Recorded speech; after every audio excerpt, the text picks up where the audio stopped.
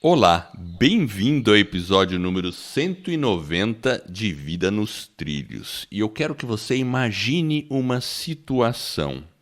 Você se alista no exército, sabendo que você vai para o campo de batalha. Porém, você faz isso exigindo que você não leve arma alguma. Ou seja, você vai para o campo de batalha sem arma na mão.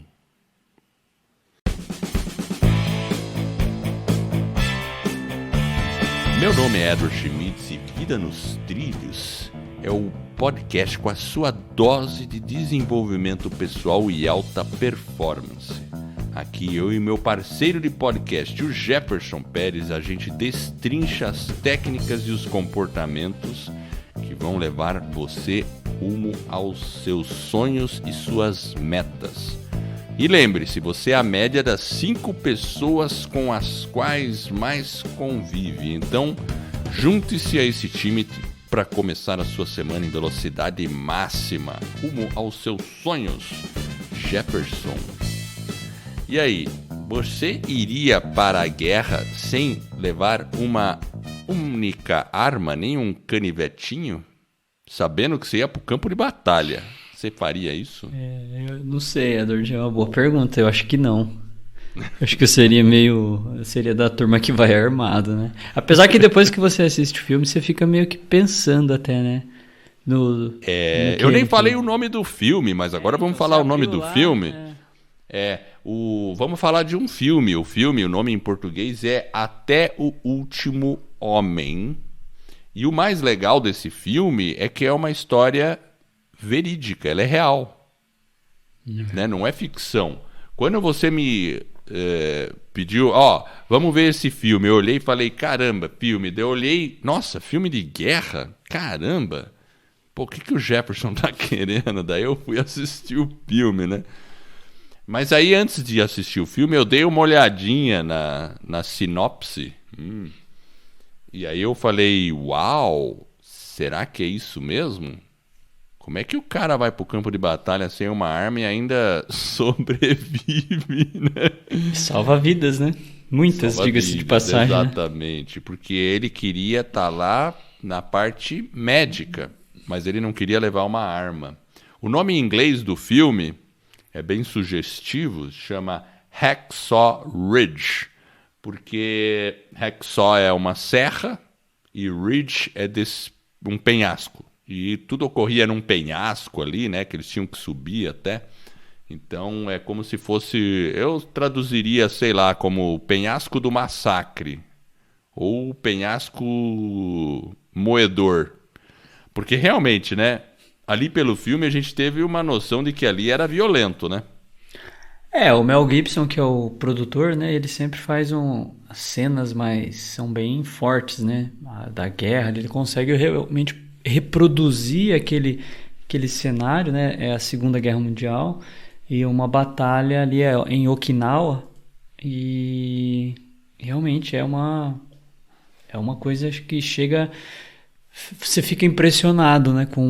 Você fica impressionado. Primeiro como que é nojento, né? A guerra em si. Exato. Mas as convicções dele, né? E ali, na hora que eles chegam, acho que né, que eles sobem ali, vai morrendo todo mundo, o pessoal começa a assustar, né? Porque o pelotão dele tá chegando para subir.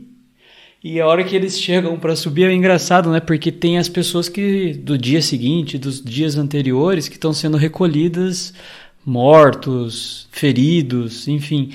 E aí o pelotão dele chega novinho em folha, meio assustado, né?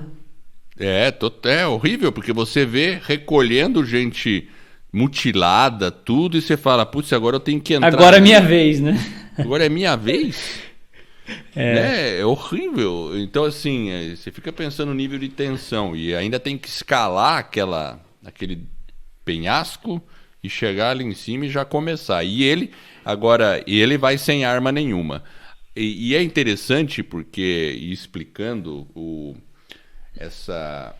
esse filme plot, né? Esse plot, porque na época as pessoas, realmente, nos Estados Unidos, isso ocorre com um americano, e era muito comum, o pessoal estava se alistando para defender os Estados Unidos durante a Segunda Guerra. Tinha a questão patriótica americana sempre foi muito forte, né? E é assim mesmo, né? A cultura americana é meio assim mesmo. E às vezes era meio vergonhoso você não ir para a guerra. E ele estava passando esse personagem que é o Desmond Doss, que é o cara que queria ir, ele se alistou para ir para a guerra, mas ele tinha uma moral muito grande, ele acreditava em Deus, tudo, né? Era muito religioso, e ele acreditava, e ele levava muito a sério o mandamento de não matarás. Então era meio... Ele ficava pensando, como é que eu posso ajudar durante uma guerra sem matar? Foi aí que ele falou, bom, eu posso ser médico, eu posso ajudar as pessoas e não preciso matar. Aí ele se alistou, né? Aí ele teve uma série de problemas com isso, né? É porque eles chamavam de objetor de consciência, né? Que é o cara que quer ir, mas ele tem as objeções dele, né? E a Constituição americana permite isso, né? Então, ele foi um dos primeiros, inclusive, né? Ele foi condecorado lá ele recebeu uma medalha de honra do Truman. Ele foi realmente, assim, é uma história. Ele acabou salvando muitas vidas, né? Eu acho que uma coisa que é importante, né, dentro desse análise, né, olhando o filme, primeiro passo ali, eu acho que é a coragem, né? Já abre o filme, ele tá dentro da igreja, né? Acho que limpando um vitral, e aí acontece um acidente, ele corre já lá fora, né? Era na comunidade onde ele morava. Ele já sai para salvar para ver o que está acontecendo. Ele pega o garoto lá, né, leva ele para o hospital, enfim. Fez um torniquete. Ele salvou a vida. E o médico falou, você acabou de salvar uma vida. Exato, a hora que ele chega no hospital, né? E é uma coragem, né? Então ele tinha essa coragem, é uma coisa impressionante. Inclusive, né? Esse foi o ponto onde ele percebeu o que ele queria fazer. Porque aí ele olhou para o hospital, olhou ao redor e falou, poxa, eu quero fazer isso. Ele olhou mais uma coisa, né? Exato, né? E aí foi mais ou menos simultâneo. Aí ele se alistou e aí entrou nessa. Mas teve um outro fato que levou ele a ter uma convicção muito forte por não matarás. Você lembra qual foi o fato? Ele teve um desentendimento com o pai dele ali, né? E com o irmão. É verdade. Mas no início com o irmão, que eles brincavam, né? Brigando ali. Ele deu uma pedrada lá. Uma pedrada na cabeça do rapaz. E aí ele ficou pensando, putz, meu irmão poderia ter morrido. Aí foi uma coisa muito marcante e forte, ele ficou com isso, né? Não matarás, não matarás, não matarás. Ele, não vou matar ninguém, então me recuso a pegar numa arma, mas eu quero ir pro campo de batalha. Como oficial médico. Inclusive, quando ele chega no quartel, é engraçado porque ele tem um cara nu fazendo barra. Você lembra desse cara? Putz, eu lembro. O do bigodinho lá, né? Acho que era o Mr. Hollywood. O cara... o cara fazendo barra. Você percebe... E a hora que ele chega lá no campo de batalha, você lembra? Agora não tô lembrado, não. Ele tá do lado do capitão, ele morre de medo. Ele era o mais medroso. Aí acho que é uma cena que busca, né? Pelo menos eu me recordo bem dela, porque mostra a dicotomia, né? Um sujeito que estava dentro da preparação. Quando você está se preparando para alguma coisa na sua vida, independente de qual seja, né? Por isso que a gente fala um pouco de desenvolvimento pessoal. Você está se preparando para alguma coisa. Mas na hora que você está no campo de batalha, na hora que você está fazendo, na hora que você toma ação para o seu projeto, que você vai em frente, você começa a fazer... você vai ter outros sentimentos, outras emoções que vão estar ali. Óbvio que aqui a gente está falando no contexto de guerra, mas ele estava extremamente preparado, fisicamente falando, mas emocionalmente falando, a cabeça, né, do Mr. Hollywood, a hora que ele chega no campo de batalha, o cara está borrando ali, né, de medo. Então ele está com medo e o sargento tem que ficar empurrando ele. Vamos, né? Você tem... Porque ele estava desesperado. A hora que ele começa a ver... Enquanto isso... O Doz estava lá em primeiro. Estava lá na frente. Isso. Puxando gente, salvando e tratando dos feridos que já estavam lá na frente sofrendo, né? Então, enfim. Ele faz... Essa é a... É uma dicotomia. É uma dicotomia, realmente, porque a gente tem que pensar, né? Às vezes, qualquer projeto nosso, né, Edward, a gente tem que ter a coragem, mas a hora que você chega no campo de batalha, vai ter variáveis que talvez você não conheça. E faz parte, você tem que continuar. Não pode simplesmente, que nem o Doz. Ele chegou ali, ele não tinha arma, ele não desistiu.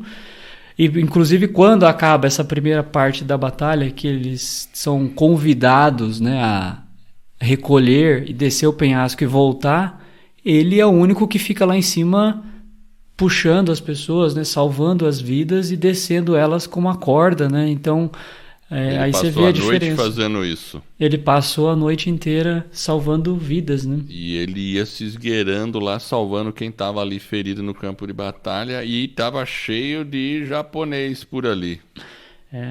E aí você percebe uma coisa que eu acho que é importante, quando você tem as suas decisões, elas são, né, as suas convicções, elas são mais norteadas por valores, né, que realmente você não esquece aqueles princípios. Aqueles princípios governam, aqueles valores, as suas decisões.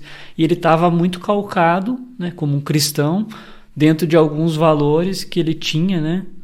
E ele realmente demonstra esses valores de uma forma assim impressionante, né? Até quando ele quer ir, quando ele chega no quartel, né? Aquela parte que ele chega no quartel e aí na hora que vai treinar tiro, que ele se recusa, é uma parte interessante, porque ali é onde ele vai ter o primeiro desafio dele, né? E ele apanha dos próprios companheiros, né? Batendo nele, né? Fazendo o que a gente chama hoje de bullying, né? E ele sobrevive e fica firme na convicção dele, né? E acusando ele ali de covarde, né?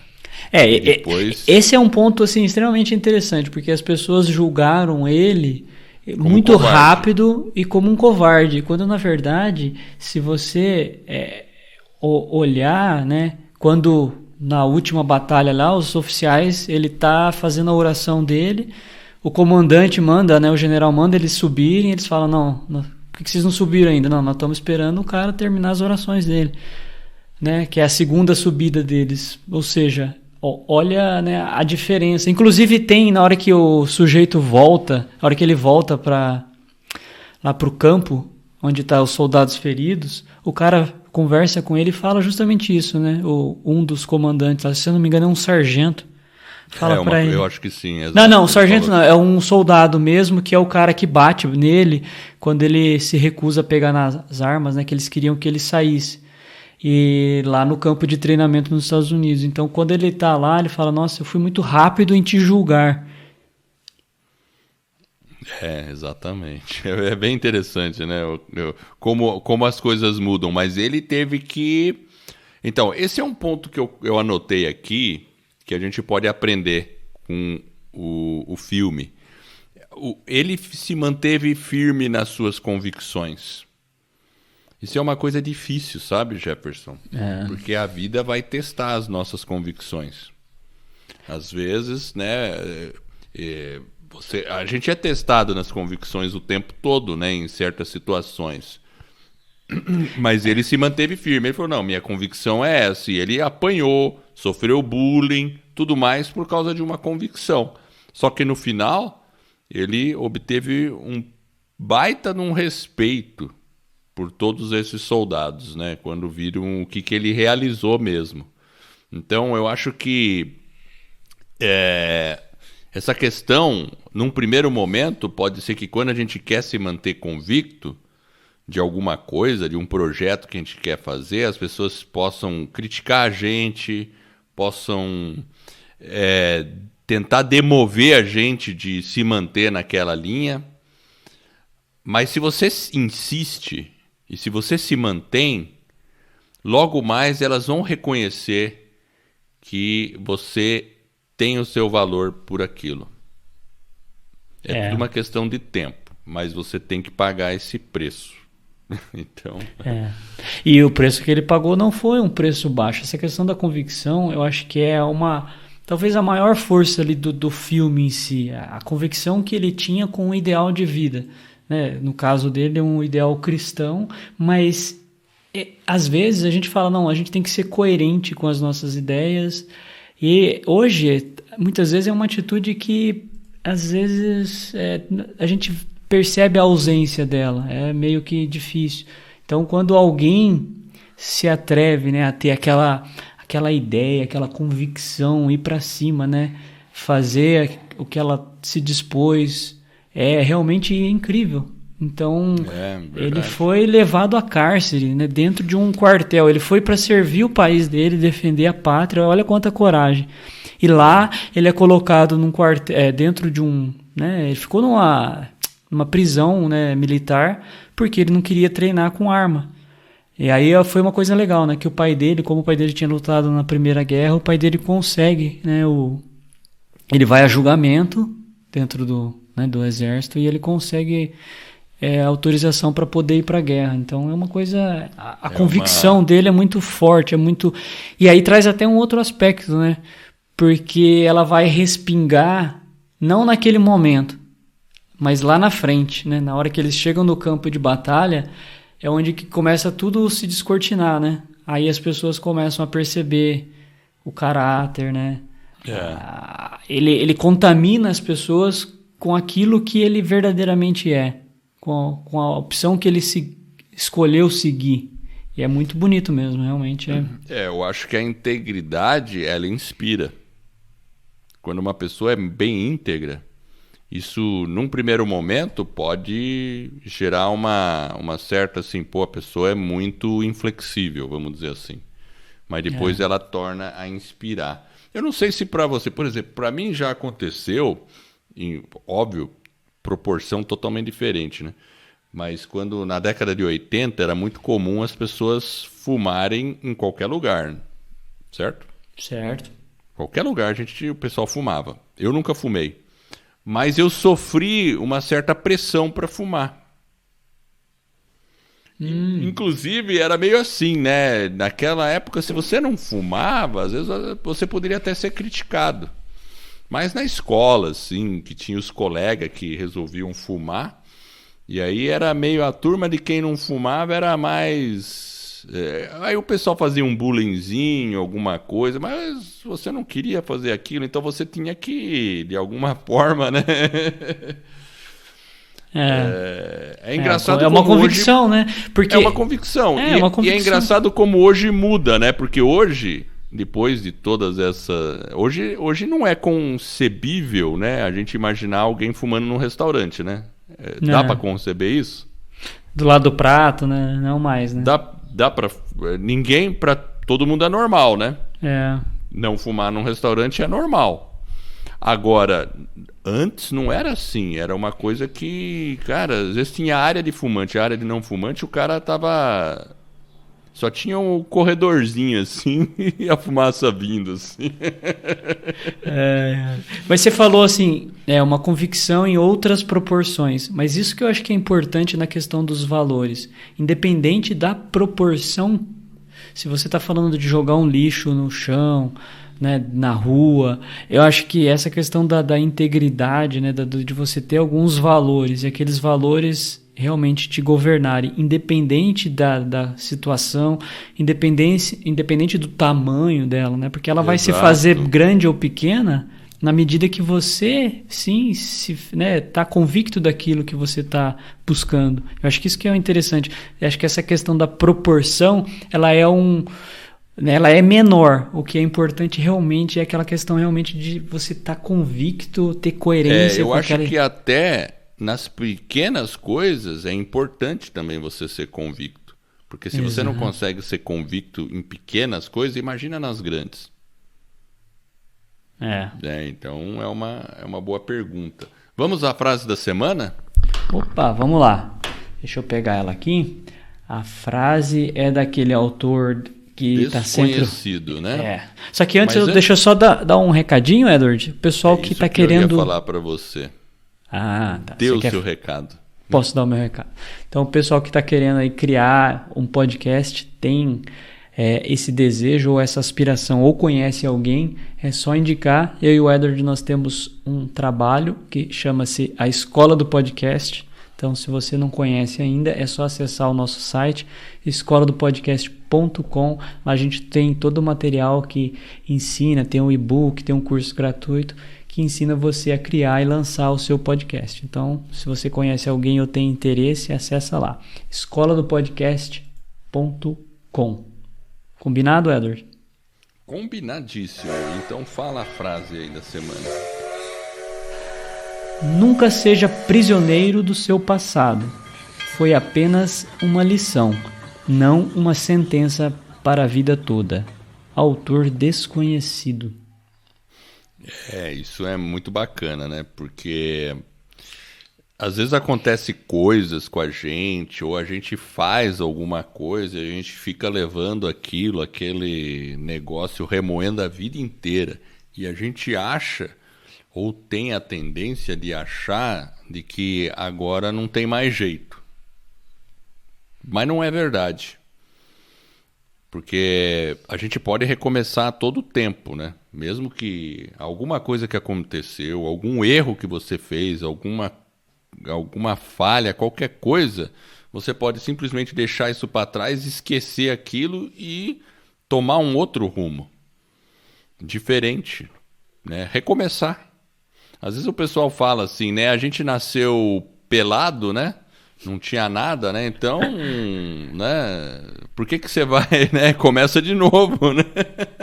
Eu acho que a gente Começou se prender zerado, né? acho que se prender muito ao passado realmente, principalmente nos erros, né? Focando naquilo que talvez deu errado ou que por algum motivo não deu errado, né? Você não alcançou o resultado que queria. E aí a gente fica meio que se martirizando. Então, na verdade, tem que olhar, aprender aquela lição, né? E seguir em frente. Acho que esse que é mais ou menos o que o Doss fazia lá, né? Ele estava sempre seguindo em frente, né? É incrível, né? É verdade. Ele nunca encarava os problemas, né? Tanto que a hora que ele dá a pedrada lá, o tijolo lá, ele segue em frente, mas ele vai fazer uma oração, né? No sentido de... ele reconhece um erro, mas ele segue em frente, né? Isso é verdade, é exatamente isso, né? Ele não fica se martirizando por aquilo. Ele fala, não, agora eu vou fazer dessa forma, não vou mais... Então ele vai... Aí vem a convicção de não matar dele, que fica muito forte. Agora, por outro lado, você vê que interessante. Até você falou daquele capitão, ou o sargento, ou o soldado lá, que depois se desculpou com ele, né? Ele também, né? Ele não se prendeu num erro do passado. Ele teve a humildade de ir lá e se desculpar com a pessoa. Então, uma coisa também é legal de você ver que o fato da pessoa poder pedir perdão para outra, eu te julguei mal, eu estava errado. Isso é importante, porque quando a gente faz isso, a gente tem que ter a humildade de reconhecer e falar com a pessoa que a gente julgou ela mal. E o Doss, por outro lado, ele soube perdoar. Outra coisa bacana, né? Porque ele pegou, tá tudo bem. E o Doss era incrível, porque mesmo pessoas que não necessariamente tinham não perdoado, ele estava lá salvando. Ele salvou até japonês, que era o inimigo do campo de batalha. Ele foi lá e trouxe o cara e salvou a vida. Então ele realmente abstraiu a questão de inimigos de guerra. Ele realmente era um objetor consciente à guerra. É interessante, eu nem sabia que existia essa palavra lá nos Estados Unidos, ou esse tipo, né? O objetor consciente. Ele pode participar da guerra, mas ele é contra. Interessante isso. Ele é contra, mas... eu acho que uma lição ali, né? Talvez é a definição da palavra, talvez amor, né? Porque a gente fala, né? Ele tinha amor pela pátria também, porque ele estava lá para lutar por um lado, né? Supostamente, né? Lutar no bom sentido da palavra, né? Se é que pode, né? Dentro daquele contexto. Mas imagina, é uma coisa diferente, né? Porque o amor dele não é algo difuso, porque ele tinha ele estava centrado nas pessoas. né, no humano. Então, é uma coisa concreta mesmo, não era, né, você falou, ele salvou um japonês. Então, ou seja, ele estava lá a noite toda, a batalha tinha, né, meio que acabado, estava só... E ele consegue, acho que se eu não me engano, são 75 pessoas que ele resgata e coloca lá no penhasco abaixo e consegue, nessas pessoas, ele vai salvando essas vidas, né? Então, é um amor, é diferente, né? Se a gente não entende, às vezes, esse sentido dessa palavra, ele fala, né? Eu dei uma olhada até na entrevista dele. Se você pesquisar na internet, tem entrevista com ele. Ele já faleceu. Ele faleceu alguns anos atrás. Foi 2007, eu acho, se eu não me engano. E eu vi umas entrevistas com ele. É interessante. E aquele negócio que ele fala ali no filme, que ele sempre desce um cara, daí ele dá uma paradinha, daí ele rezava rápido para Deus. Me permita descer mais um. Me permita descer mais um. Aí ele ia lá, salvava mais um, voltava, descia, daí ele de novo. Deus, me permita salvar mais um. Daí ele voltava, ia lá e foi assim. E o cara quase matou ele lá, o cara que... o pessoal meio que... Ele ia dando morfina para as pessoas, né? No caso do japonês lá. Mas ele era incrível, né? O poder que ele tinha, né? E ele contamina, né? Ele se torna um líder. Olha que engraçado, né? Ele se torna um líder, ele adquire uma liderança dentro de um contexto que ninguém jamais imaginava, né? Até quando ele poderia ser o líder, né? Isso, ele salva, inclusive, o sargento lá, que é o chefe, né, do batalhão. Lembra que no final, acho que é o último homem que ele consegue salvar na hora que o dia já está amanhecendo, porque ele ficou a noite toda puxando. Até que ele coloca o cara num saco e vai puxando o cara pelas costas. E o cara atira, né?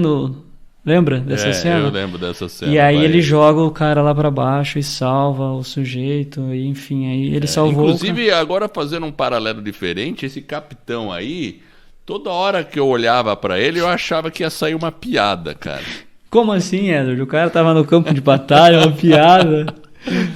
É que esse capitão aí, né, é o Vince, eu não sei pronunciar o sobrenome dele, é o Vince Vang, acho que é isso. Ele faz muita comédia, ele fez aquela comédia Os Estagiários, ele também fez aquelas comédias de que ele penetra de casamento. Então ele quando eu olhei pra cara dele como capitão, eu falei, putz, vai sair uma piada. Não, mas ele tá bem no papel de capitão, um bravão assim, sabe? Ele dá uma forçada lá no DOS no começo. Ele dá uma forçada. Mas a gente olha, a gente vê que no fundo, ele tem um bom coração, né, o capitão. O cara era... É que ele via de uma forma diferente, né? Ele via uma questão da arma, ele né? até puxou o DOS de lado e falou, DOS, sai, pode sair do exército, vai ser melhor para todo mundo. E o DOS insistindo, não, eu quero. Aí não teve jeito, né? Porque para eles era ter uma pessoa com esse perfil dentro do batalhão, eles tinham essa questão, né? E realmente, né? Ele falou, nós estamos com um soldado a menos, supostamente, né? Então, imagina, dentro daquele contexto, o receio, enfim. Até que, né, no último dia lá, quando eles vão para aquela batalha final lá, que eles voltam para tentar tomar lá o Okinawa, lá, que é o monte, lá, o morro, que eles precisavam passar naquele desfiladeiro, era um sábado, e o sábado, para um adventista, é o dia que ele guarda, né, para o Senhor. Então tem todo uma crença deles, né? Mas por outro lado, de novo... O DOS era adventista, né? Ele era adventista. Então, mas olha o imperativo, aquela questão do amor, né? Como ele coloca, né? Porque ele abre mão daquela regra para trabalhar a caridade. Então, e ele ficava lendo, o tempo todo ele tinha uma bíbliazinha, né? Que ele ganhou da noiva dele, e aí ele supostamente fala, não, eu preciso abrir mão dessa regra porque eu vou fazer caridade, né? Eu vou trabalhar com os meus amigos. Então, essa coerência né? Mas de uma forma fiel. Eu acho que isso é muito impressionante. E não é, às vezes a gente pensa que um cara, quando ele faz esse tipo de situação, ele é idealista, né? Algumas pessoas têm essa falsa, né? Eu acho que é uma impressão equivocada. O filme, se você tem essa falsa impressão, assista o filme, porque é falso essa visão. A gente às vezes aponta, né? Ah, não, esse cara é um pouco, né, idealista. Mas ele tem aquela convicção em uma coisa que é realmente nobre. Então, e ele começa a incomodar, né? E por isso que ele incomodava todo mundo, né? Os generais, então tinha, enfim, mas aquela integridade dele é incrível, né? Então, é algo diferente. E se você não assistiu, vale a pena, a gente recomenda, fica a dica aí. Com certeza é um filme legal, inclusive pela ação, pela batalha, as cenas são muito bem feitas. Claro, uma pessoa que não gosta de ver cenas chocantes, talvez não seja muito indicado.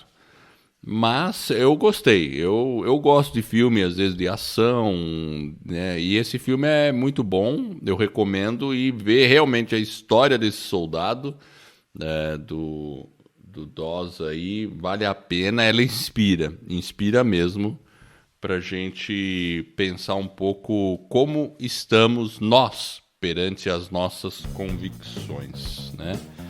E eu quero agradecer você que está nos ouvindo. Eu espero de coração que esse episódio e todos os outros que a gente vem a produzir ajude você a colocar a sua vida nos trilhos, rumo às suas mais justas aspirações.